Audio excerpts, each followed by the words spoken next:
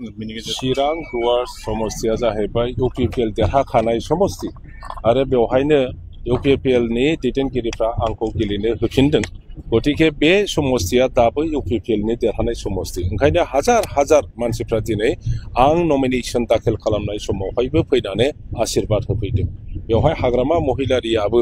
दिनै नमिनेशन होगोन होननाय खोनादों आंखौ फेजेननो होननानै बिथाङा हांखुर जालायनानै फैदों बिथाङा बे इलेक्शनाव गावनि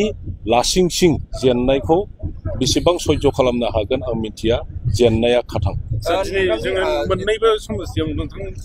हाग्रामा महिलारिया आगोलनिफ्रायनो आंखौ आंजों जुजिनो होननानै उदालगुरिनिफ्राय आरम्भ खालामनाय क'क्राझारसिम नागिरबाय थायाखै होनबा जे खाम्फा नों बहा थाखोमादों आं बेवहाय फै आंजों जुजिफै होनलाबायदों दा ओंखायनो आंबो सानबाय जे बिथांनो आंजों जुजिनो थाखाय सुबिदा होनाया प्रयजन दं मोजां ओंखायनो देबर गामियाव दा जोंनि हाइकमान्ड आफादनि जोंनि दोलोनि आफादगिरि मानाव गेदेर प्रमद बर' बिथाङा आंखौ क'क्राझारनि देबरगाव समस्तियाव गेलेनो थाखाय दिनै घोषणा खालामबाय आं गेलेनो थाखाय राजि जाबाय हाग्रामानि सिमाङा जाफुंनाय नङा नामा सार हाग्रामाया मोननैयावबो जेनगोन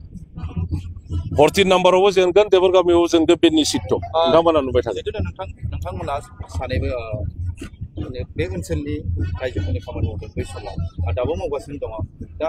हाग्रामा आरो नोंथांनि गेजेराव रायजोफोरा सोर बांसिन दङ हाग्रामानि सापर्टारा जाहैबाय हाग्रामानि थाखाय नङा BPF नि थाखाय आरो आंनि सापर्टारा जाहैबाय UPPL नि थाखाय UPPL दोलोआ जेरैबायदि दा नैबे समावहाय समग्र BTC नि विभिन्न जाति गोष्ठीफोरखौ लाजोबनानै हालुवानिफ्राय आरम्भ खालामनानै लेखा गोरोंसिम साख्रियालासिम कृषकफोर हिन्जावफोर बुराय हौवाफोर बोराय बुरैफोर आरो सेंग्रा सिख्लाफोर फरायनाय छात्र छात्रीफोर गासिबखौबो लाजोबनानै दिनै शान्ति प्रतिष्ठा खालामनाय आरो राजनीतिक भाबै सामाजिक भाबै बयबो जातिफोरखौ एकत्रित खालामनानै ओनसोलाव जौगानायनि हाबाफारिखौ जेरै लारि लारि लारि लारि मावगासिनो दङ बेखौ आदिबासि राजबंशी बर' गार' राभा असमिया बङालि मुस्लिम ख्रिस्टियान हिन्दु